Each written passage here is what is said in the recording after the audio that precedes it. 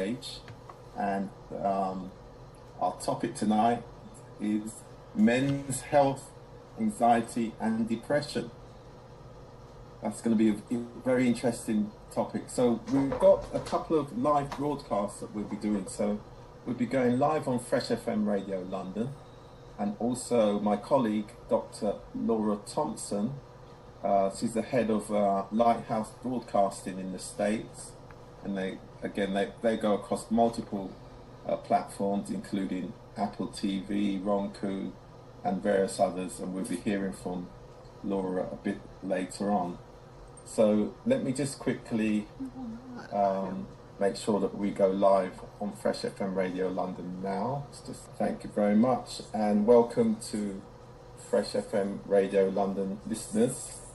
We're pleased that you're joining us on yet another platform. This time it's a platform by BAME Health Collaborative, and the topic this evening is men's health, anxiety and depression. My name is Rudy Page, and I'm going to go round and ask for introductions based on the flyer, guys and girls, so you know exactly how we're going to do this. And then after the intros, we can then give everybody 5 to 7 minutes, and then we can dialogue around that, if that's okay with everybody. So I'll start off is Dr. Winston George. Yes, I'm here. Yeah, okay. Can you hear me? Yeah, over to you. Yeah, my name is Winston George Ellis. I'm an actor, director, and I'm really proud to be on this program tonight. I'm going to talk about men's health, men's mental health. Thank you, Dr. Brian Tobin. Hi, I'm Brian Tobin. I'm a retired medical school professor, department chair and associate dean of 25 years, who couldn't stay retired. So I'm now executive director of Synergy Global Health Foundation, operating on 5 continents, reaching out to medically underserved individuals and disadvantaged communities. Thank you. Adi Shakoa. Hi, so good evening. My name is Adi Shakoa, father of 3. I am an agile consultant and also an entrepreneur. And yeah, I'm grateful to be here. Thank you. Thank you. Charles Walker. Hi, good evening or good afternoon over here. I'm actually a licensed clinical social worker / therapist with a private practice, as well as I work for a pretty good hospital out here in California. I'm from the States. No. Thank you. David Smith. Hi. I'm David Smith. I'm chairman of an organisation called British African Business Alliance. I'm really keen to support this programme and the orientation that Michaeline has brought to the issue. I have to say, I would recognise the need for a stiff upper lip. I would recognise the need to contain my feelings.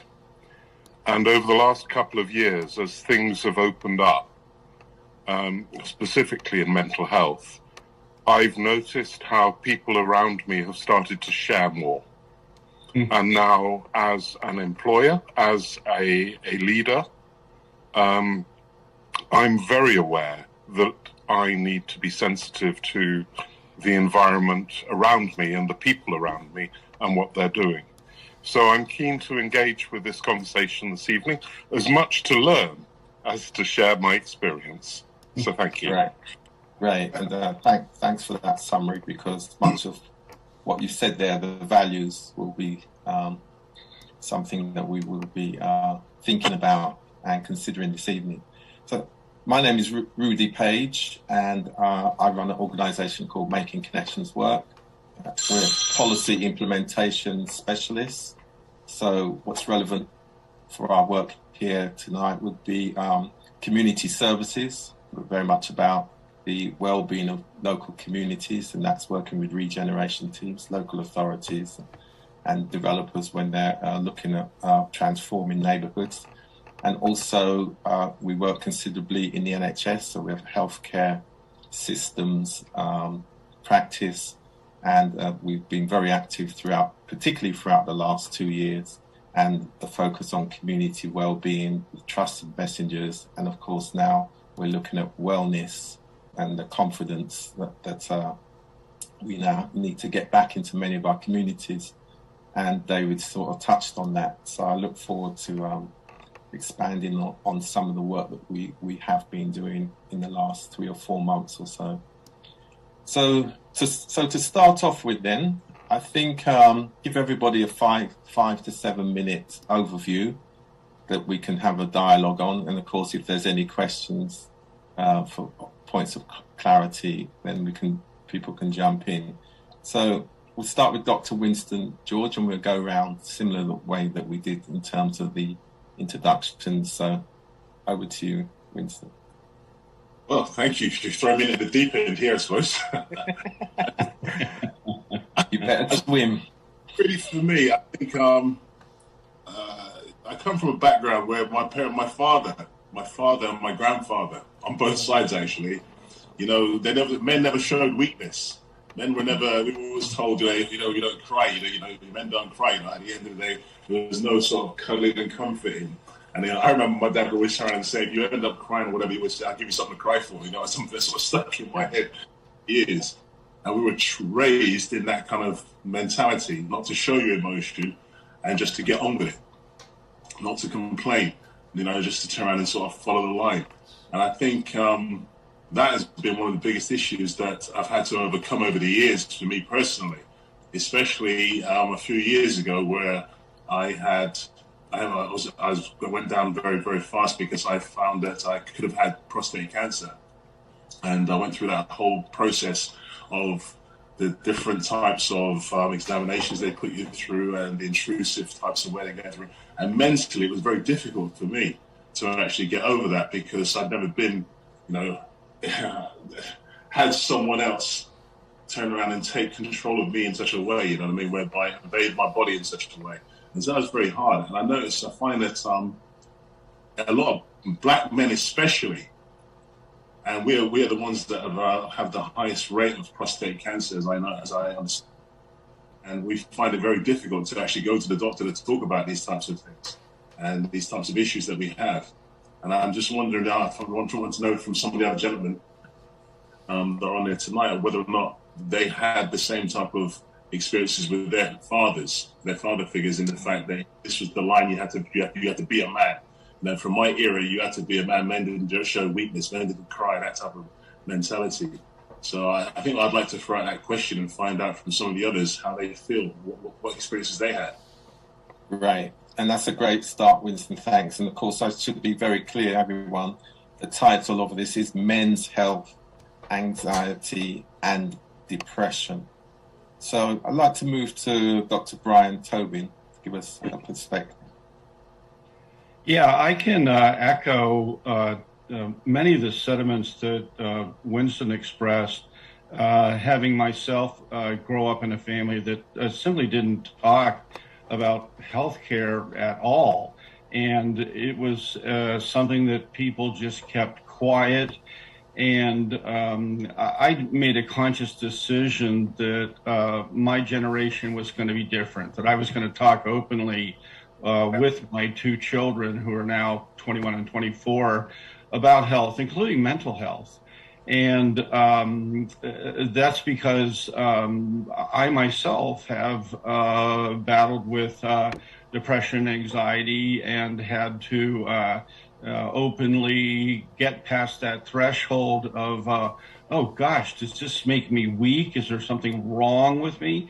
And, come to the understanding that neuropsychology, neurosciences, neuropharmacology is a valuable asset, along with opening up and talking.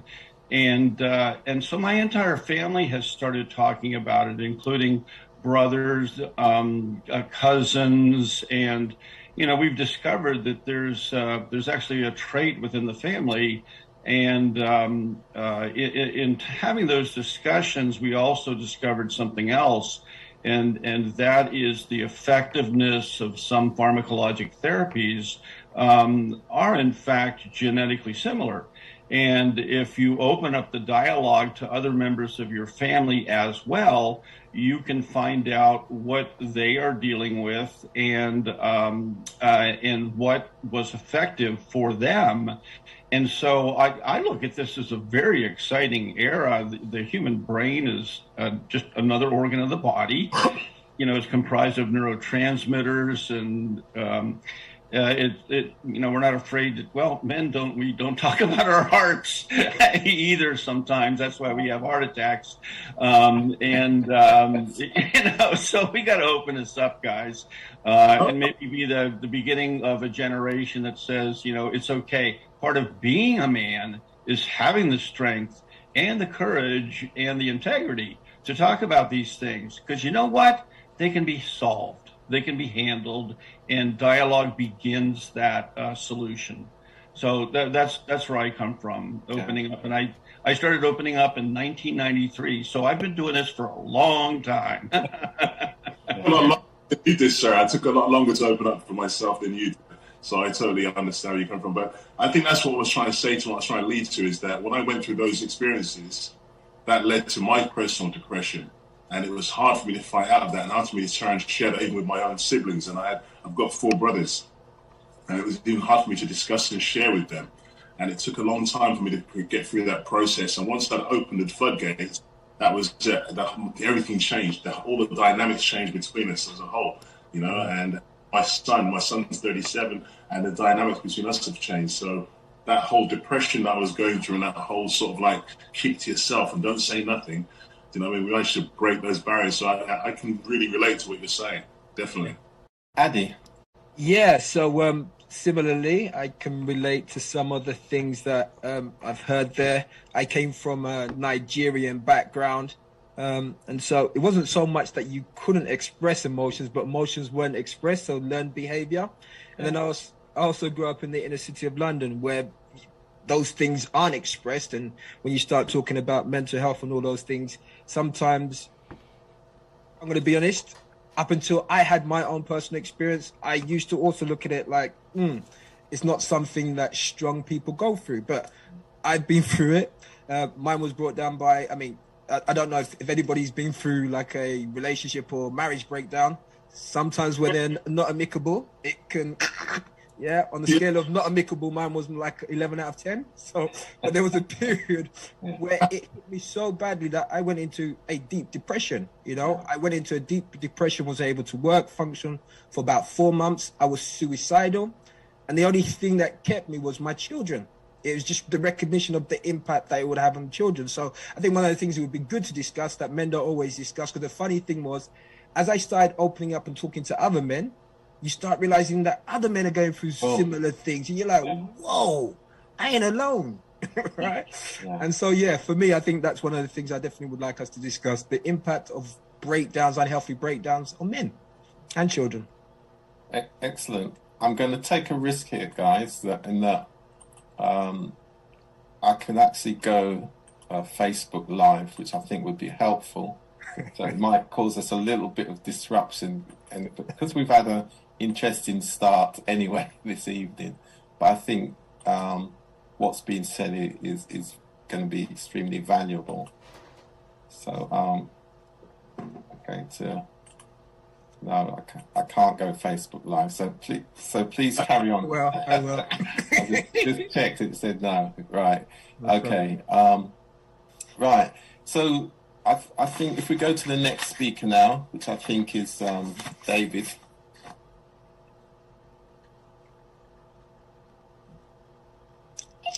Hello.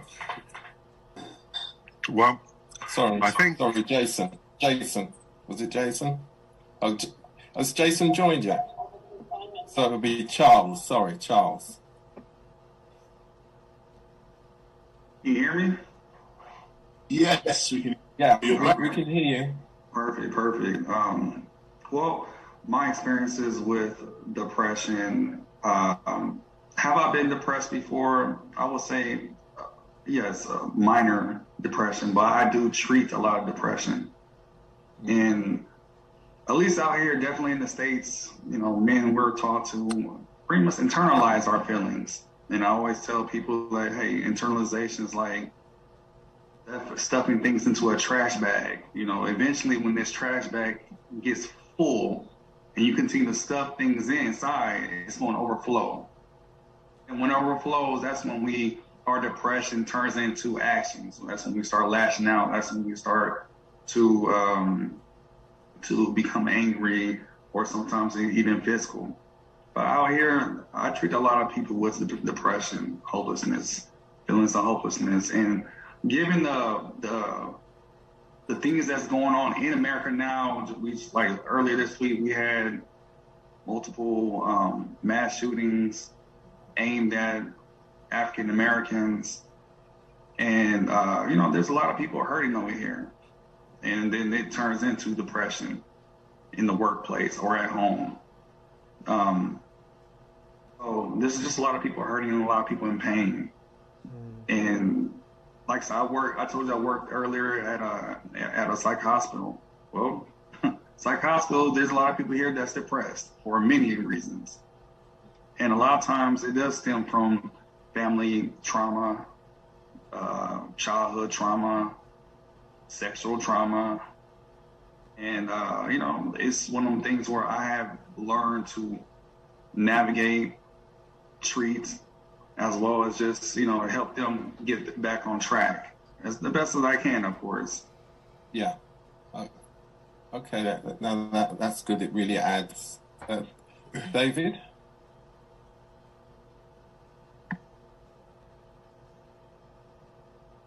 Okay. Hello. I can't say that I've ever been really depressed. On the other hand, I have been upset and I have been disappointed, and I have been depressed in the normal sense in the ordinary sense of the word. But when you lose a business, when you lose a relationship, as the last gentleman was saying, there are things that go on in your own mind that push you towards very negative thinking. And I think that what I've recognized in the last few years is that my partner, who's relatively new to me, talked about her mental health, and she takes medication. And I, of course, didn't know that when we started going out, and therefore I thought that she was just normal the way she was. And then suddenly this medication got dropped, or she forgot it, or what have you, and it became an issue. And so what I've had to do is to recognize that it is an issue, and that she needs to take her medication to maintain her equilibrium. So I know that there is a box of pills that needs picking up at the pharmacy. And I know that if it doesn't get picked up at the pharmacy, things will get out of control. Yeah. And so the impact on me has been external towards me rather than internal out of me. Not to saying that I haven't been depressed in my own right, but we also have a care leaver living with us, and she's autistic, which brings a different level of engagement with mental health. And helping her to build her confidence over the last few years has been part of what we've had to do in a very passive way, because it's not something that you can force. It's her confidence and she has to build it. Right. We can just create an environment where it's easier for her to do, perhaps. Right. So, I think that the other thing that I would bring into the conversation at this point is the guy who wanted to be an assistant to me and to work with me, and then very quickly went through a series of devastating impacts that meant that he lost his job, he wasn't able to maintain his family, and his main relationship broke down completely. And so how do you guide someone like that? How do you help someone like that other than being supportive? And when they want to take something on and you're thinking, oh my God, he's not capable of taking that on, how do I stop him taking that on before he upsets someone and makes a fundamental difference to my business? So, you know, one's got to be sensitive and caring about how these interactions take place. But I hope that gives others an opportunity to sort of comment on and advise on what should be done. Right, thanks for that, David. And in fact, it's a great segue to what I would see as the next round of dialogue. And I'll just give you a quick perspective from myself. And in my work, as it relates to mental health, mental well-being, mental wellness for the individual, is first of all, it's very much values-led, whichever part of the system we're in. So we talk about it being important to treat people with love. No, what we say is that in order for people to get the best outcomes, particularly when it comes to mental health, is to treat people with love, compassion, and with humanity. And over these last few months, the work that I've been doing in relation to the system is what we've been, and we talk about having a series of dialogues. So what we've been doing, we've actually been, in a sense, turning everything on its head. Dialogues is important. No doubt we'll talk about prostate health as well, the importance of that.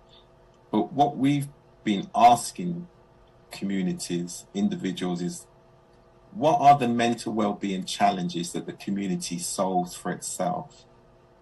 Because the sharing of information is important. The sharing of the lived experience, particularly around prostate health, we've seen we get improvements when men are prepared to share with each other. And of course, that would be any condition, of course. What actions need to be taken to improve the feeling of community well-being? Again, this is all very much part of prevention and what the community does for itself. And then asking people, what are your ideas for improving the quality of services provided by the community itself for its own well-being? Friends, families, what do we do? What can we share? And also we ask the question, what do people feel are the most effective ways for improving access to the community knowledge, skills, and just the way of improving the feeling within the community? So we're very much working that within our communities there is this inherent knowledge, and of course each generation finds its way to get over the challenges in its time. And we've done it in multiple settings, most important, settings that are familiar to those individuals. So we've done it in barbershops, we've done it in hair salons, we've done it in men's faith groups, we've done it online, of course, with online churches and different groups and housing associations. And we've also done it in, where it's been women's groups and women's focus group as well. So I'll just now open it up to everybody to give some perspectives on what we've done to, what's worked in terms of self-healing, community healing. I'll stop there for a moment.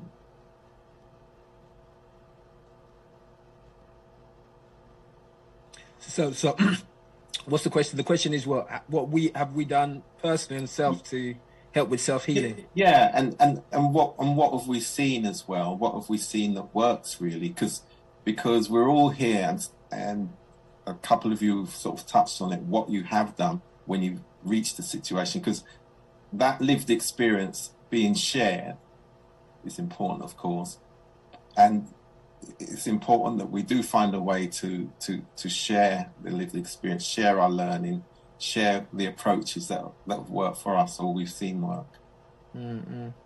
Well, let me share a couple from my perspective. I think from my perspective, it's been spending quite a few years working through better understanding of self, attending self-development events, places where you go and they say something, you end up crying. You're like, whoa, what's that about? Like, what? And then you have to explore that, which is a painful journey a lot of the time.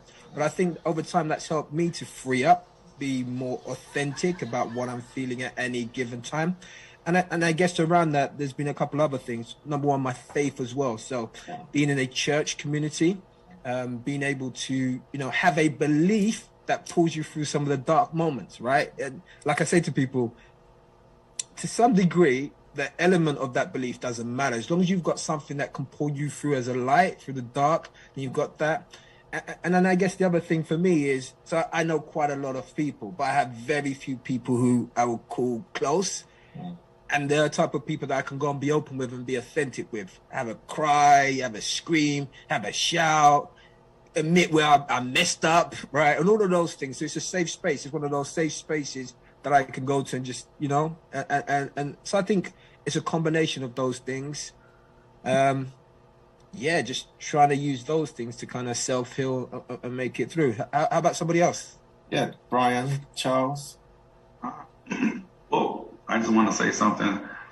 I know we spoke about our experiences with depression, but I feel like, there's something that we also skipped, was just the effects of COVID on the world and how it affected people's mental health.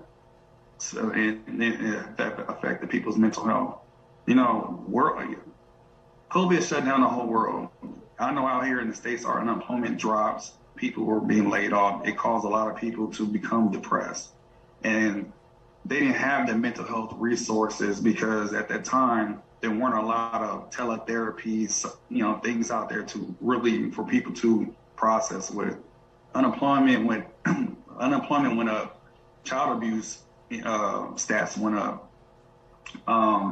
Alcoholism, liquor stores didn't close. Their stock increased.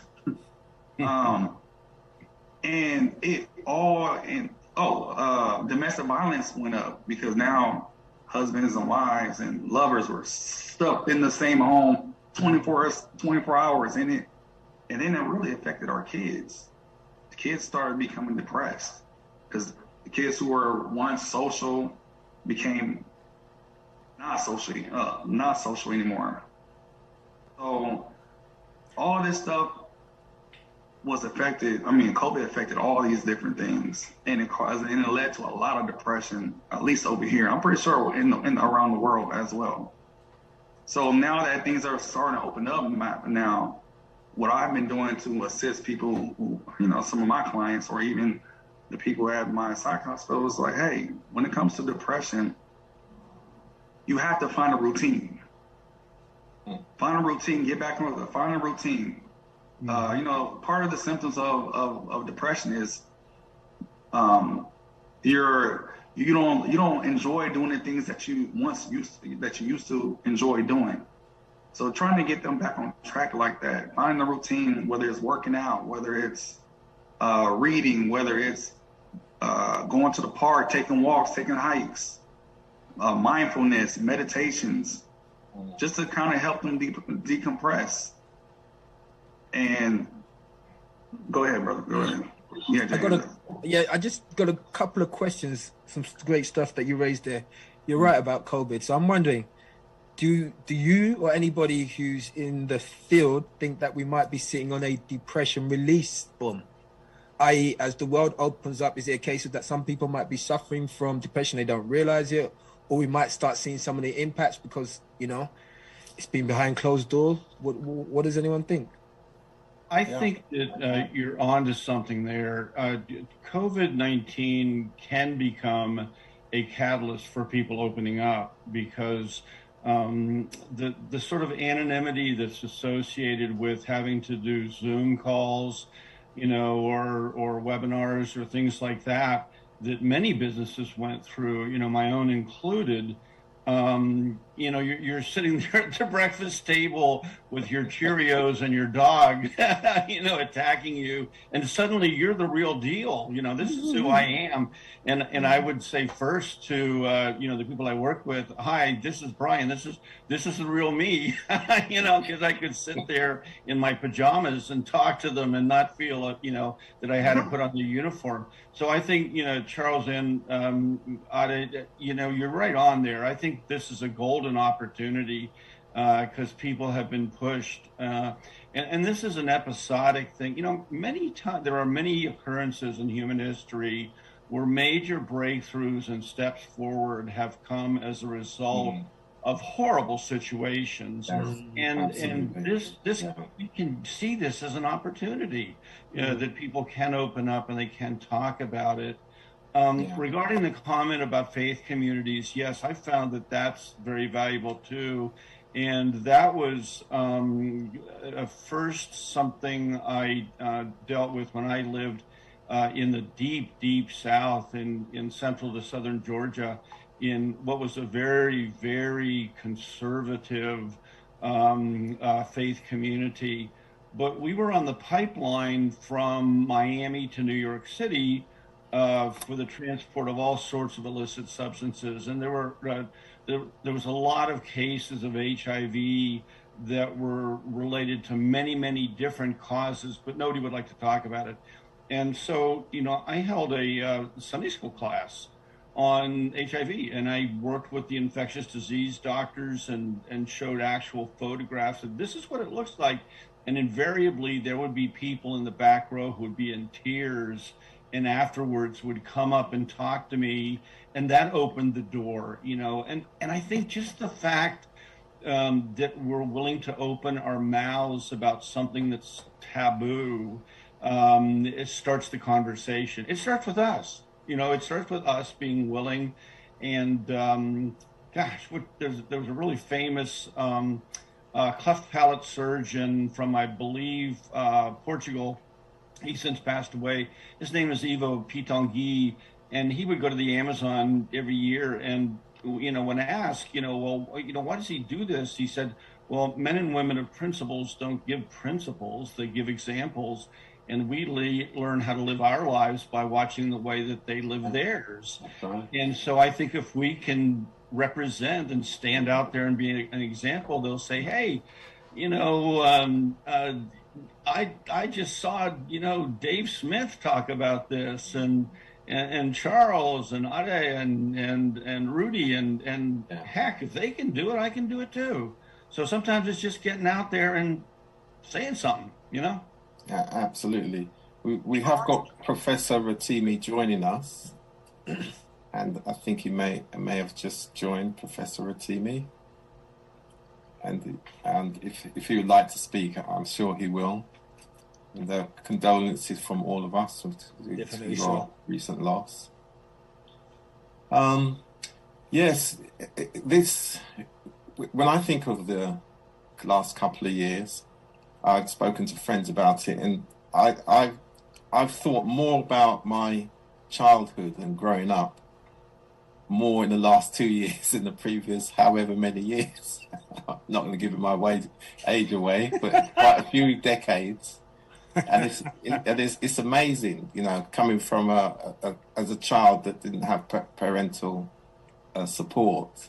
Never really thought about it because you just get older, A bit like how Adi was explaining. You get older, you make your mistakes and what have you, but you don't necessarily have time to fully reflect on the situation until you're forced to. And I think again but then at the same time, I guess I've been fortunate because I moved to the Zoom very quickly and have run a lot of dialogues and used that as part of the transformation. Going back to Brian's point about this technological change also has forced creativity, innovation at a speed that we could never have imagined.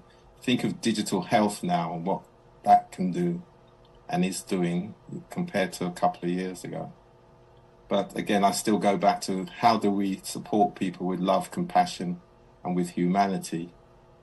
And that to me is very much the goal, whichever system that we're using in the community or those who actually work in, the healthcare system, health and social care system. Yeah, well, I also feel like, when it comes to just a lot of just men in general, this pandemic has really caused a lot of loneliness.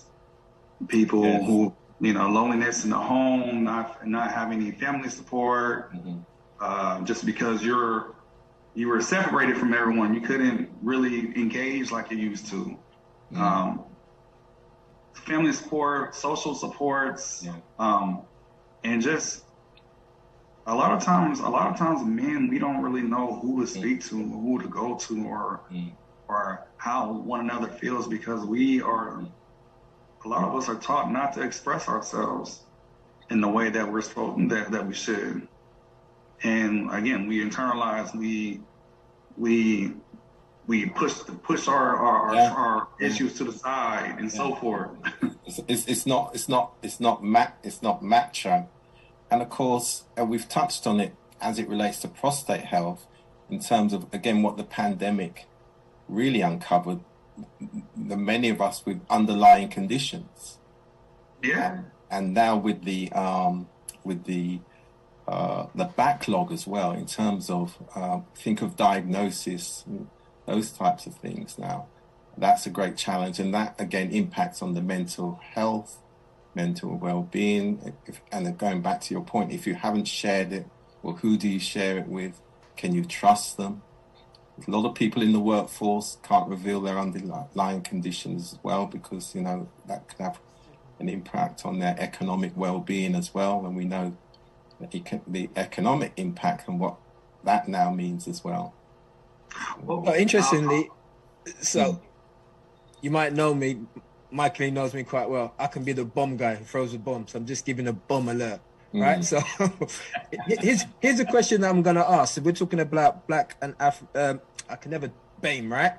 Black and African and Caribbean population groups. Thank you very much. How do we have this discussion and all the things that we're talking about here if we don't look at the social economic contributors that contribute at all different levels, always as being part of that community? Charles just spoke about some events recently in America. Right? How do people feel living under a system whereby they might just get killed at any moment because of their color? Okay, I get people don't just walk around with that, but what's the impact of seeing that happening and seeing people like you? What does this do to people's mental health, impact on social? So going back to your question, I'm throwing that out there. Yeah, the broader determinants of health, we call it, Andy. Okay. Well, sometimes it's funny that you said that, is because from a young age, growing up in the inner cities, we see a lot of violence. We see a lot of acts of terror, or and then what happens is it becomes normalized in our lives. So we tend to just internalize all this, what you would think would be normal trauma, and then we think it's an everyday thing. And then it really doesn't come up until either you're a teenager or somewhere in your adult life. There's a saying that says, show me a child that's 7 years old and I can show you who that child is as an adult. Because a lot of things that we deal with now are because of things that happen in our childhood. So, yes, what you're saying is like, how do we deal with these things? It's hard. It's tough. I mean, you don't know when you're going to get pulled over just because you're a black man driving in the wrong neighborhood. It happens. And it's happened time and time again. We try to protest. We think things are done.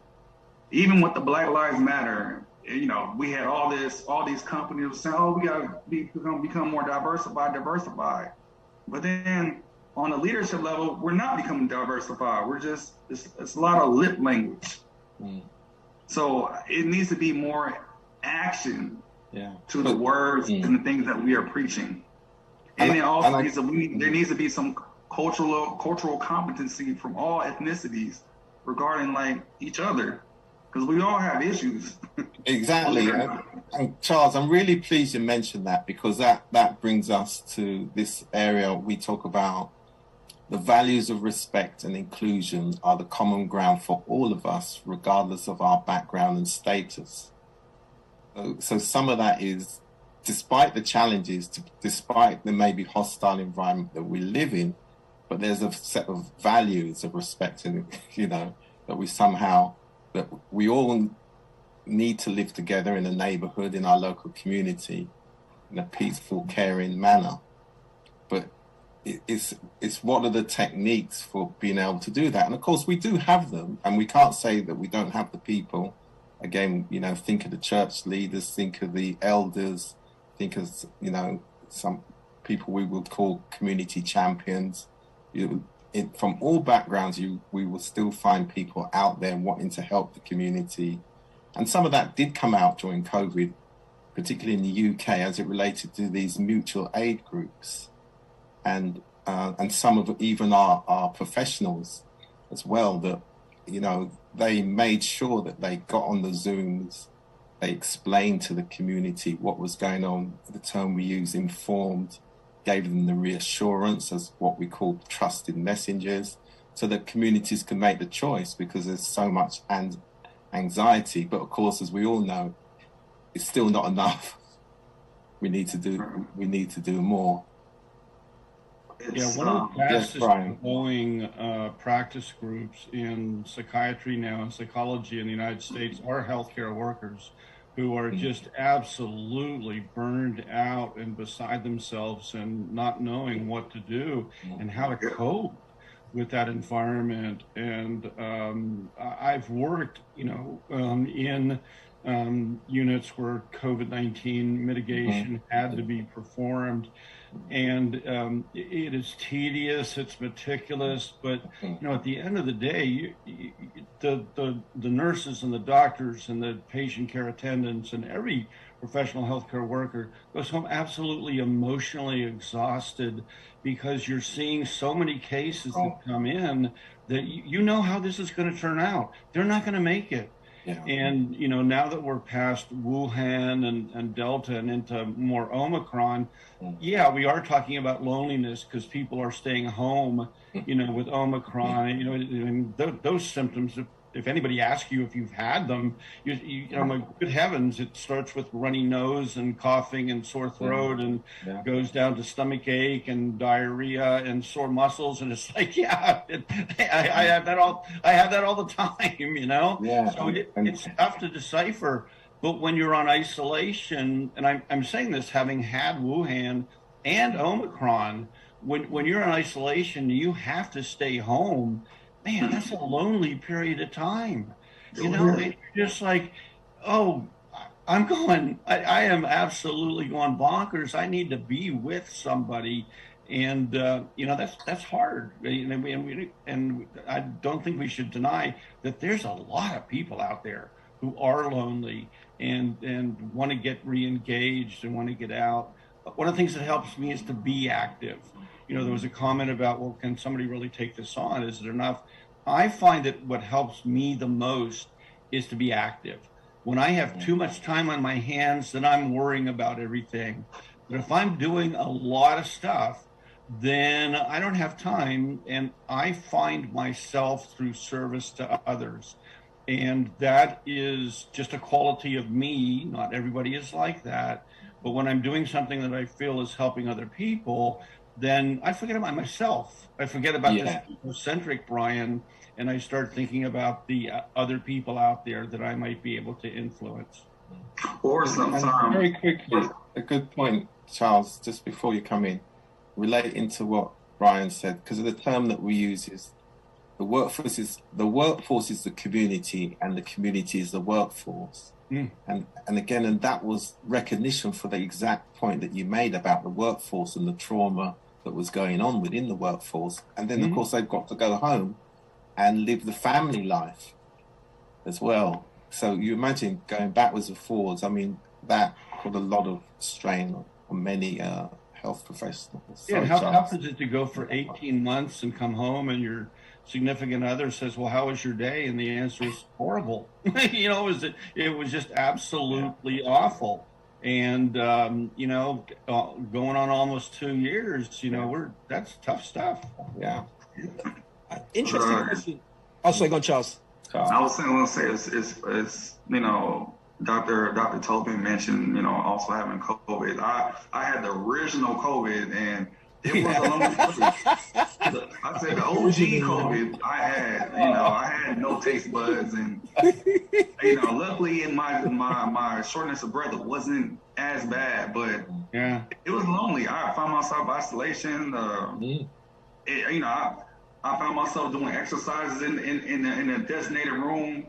I had to have like one of those plastic tarps, like you see on TV and it was just like I was just in the room, just working out and trying to stay healthy. But here's the thing: that's because I'm also one of the first responders. I'm on the forefront. So I'm in the hospitals. I'm helping people with their mental health, doing assessments during the COVID, and it was a lot. It was a lot. Mm-hmm. Yeah. And we found ourselves giving, Yeah. and not really taking care of ourselves, and it took a toll. Yeah. Yeah. But it's funny you should say that because that was going to be my next question. So I don't know what you guys did in the States, but out here, what we did to show appreciation to professionals was stand outside and clap. Then they introduced banging on your saucepan. All right, and I spoke to a couple of health professionals. It's like, forget that. We need some money and some more protection. So my question to those of you who work in the health profession, and we recognize that it's had an impact, what type of support were you given? Or are you still being given since you guys were on the front line of the trauma? I mean, at my hospital, I remember my wife and my kids, they ended up getting COVID. And I found myself being like room service. I was bringing food to the door and then they'll take the food, they eat it, put the trays outside. I was going up and downstairs washing dishes. And luckily, I mean, they got it 2 years from the original and I didn't get it again. So they got the carbon copy, right? Is that what you're saying? Right. So it was crazy because it was a lot. And when it came down, when I had to go back to work, I didn't even get the COVID pay. I know a lot. I didn't get the COVID extra money, or it wasn't covered. I literally had to stay with my family for like a few days, whatever, and it was taking out my vacation. Of course, when I had COVID, that was a different story. But when the family members had it, I was pretty much their caregiver. I did not feel supported. And that's just a fact. It's just the facts. I didn't feel supported. Right. So I can we tell bring you in a couple of our other. I'm a wonderful nurse, caregiver. I'm a horrible patient. I'm whiny. I'm complaining. Nothing is ever right. So whoever has to take care of me, good luck. So I think if we bring in some of our other guests now, got Dr. Laura Thompson, Tricia, Earl, if you'd like to unmute yourself and give a perspective. Hello, can you hear me? Loud and clear. Hi, it's great to be here, and it's great to be silent and listen to the male perspective of mental health, especially during the pandemic.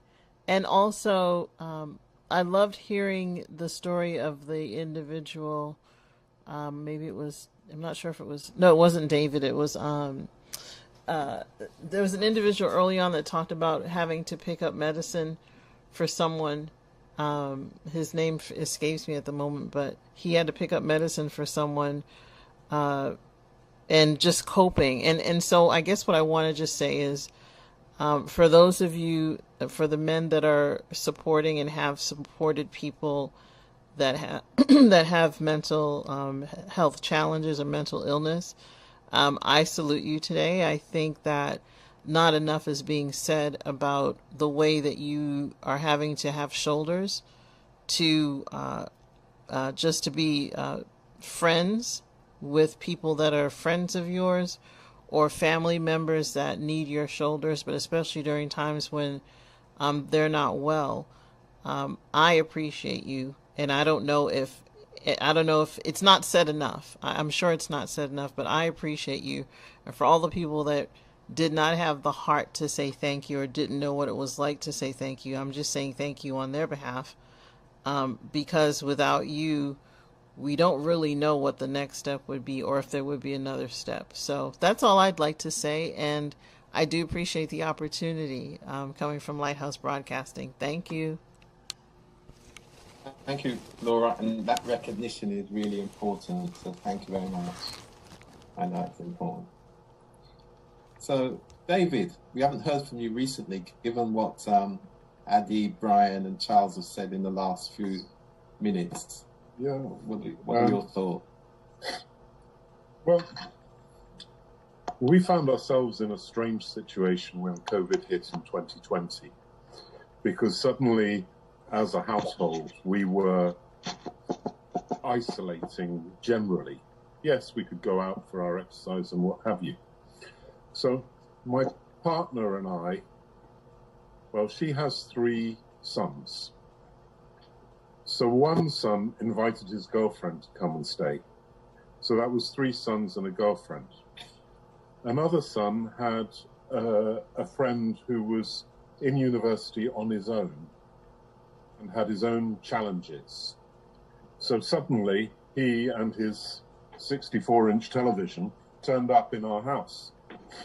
So that was 4 boys and a girl. And then we had the care leaver who I mentioned earlier. So that was 4 boys and 3 girls and the 2 of us. And we were sitting down for dinner with 7 or 8 people every night. And for a couple of weeks, it was, okay, this is a lot of work. And then I began to delegate and ask people to, you cook Monday, you cook Tuesday, you cook Wednesday, because actually preparing that amount of food is a serious task on top of whatever was supposed to be work. Our dog also had puppies, so suddenly we had 7 puppies as well, and that was a great distraction for some of the time. In the background, my business depends on meeting people. And therefore, what I ended up with was a situation where it was against the law for me to do what my business does. And that required some thinking. And I was back into that role of, do I close the business down? How do I support the family? How do I contribute to what we're all doing? And those pressures were really quite significant. Fortunately for me, one of our members came forward and said, David, I really like what you're doing. I think you're doing amazing stuff. I want to be part of your organization. And so we began to build a business plan. We started to talk about things called pivoting, which, you might think about in relation to hinges, but not really in relation to life. And so we're actually dealing with a whole stack of new concepts and new requirements in the household, in the family, all the pressures that go with it, plus everybody working, not enough bandwidth on the internet and those sorts of things. And in some respects, it was treated quite lightheartedly. And I noticed this evening that there is some humor in the comments, and whether that's obscuring some of the more difficult bits or not, I don't know. But I'd like to take it down a notch, because I don't think as a society, as a world society, we have experienced anything as serious as this since probably the Second World War. not that has affected how we work, where we work, how we travel, what we do, what we can say, what we can't say, and to be so constrained. And as we come out of it, you can look back to 1946, 1947, 1950, and the recovery that was needed, depending on which side of the war you were on. There was a huge amount of rebuilding to be done. There was a huge amount of physical work to be done. There wasn't enough food. There wasn't enough transport. Rationing was still in place. Some of those pressures are underlying what's going on in our society at the moment. And I've never come across in all my life a situation where governments have stepped in to the extent that they have in the last 3 years to bail out. Some places very much more than others, but these are all macro issues that impact on us individually and personally. And I think that, you know, those are the sorts of things that we also need to discuss this evening, because enforced isolation brings loneliness. Yeah. Even going out and banging the saucepan on the doorstep at least allowed you to see other people who were on the doorstep at the same time. Yeah, and you strike up a conversation as well. Yeah. So I think, you know, there's some really difficult issues to be dealt with, which haven't come out in the conversation so far. Yeah. Over to Michaeline. Hi, I'm Michaeline Holder-Marsh, the chair and the founder of Bain Health Collaborative. I just want to say there's one thing that and David, you're absolutely right. But there's one thing is that, you know, most men are not like, you know, they're not social animals as some of us women are. And so therefore they if they're not in a group situation, they normally have professional colleagues, or they may have one or two close friends. But to say whereby they have a group of people that they actually engage in with, who will be able to tell their downs and their ups, it is normally kept so it's well concealed. It's like wearing a really good suit. And definitely COVID has brought a lot of trauma. We're talking about unemployment, illnesses that have not been addressed, have not seen their GPs, have not seen their, in America, their doctors, and also their own fare in regards to that, maintaining the home and keeping up that stance of what it is, what is called a man and what a man represents. So I don't think one webinar will be able to address that. But fundamentally, for anybody who's listening out there are helplines. The Samaritans, I don't know what the helplines that is in the US, but there are helplines. They're a friendly society. You can actually engage by going down to different social clubs that have different things from reading clubs, music clubs, where you can actually meet new people. Because sometimes it's really difficult to share personal stories with people who already know you. Because they say, pull yourself up, get on with it. What's wrong with you? Your father was a strong man. Your family line come from, and so therefore it is okay for you to form new friendships in a new environment. And the third thing I want to say is that if you feel unwell, mentally, you feel unwell, you know, I'm spending a long time in my bed. It's getting really difficult to swing my legs off bed. I'm wearing the same clothes over and over. I haven't had a good shave and a wash.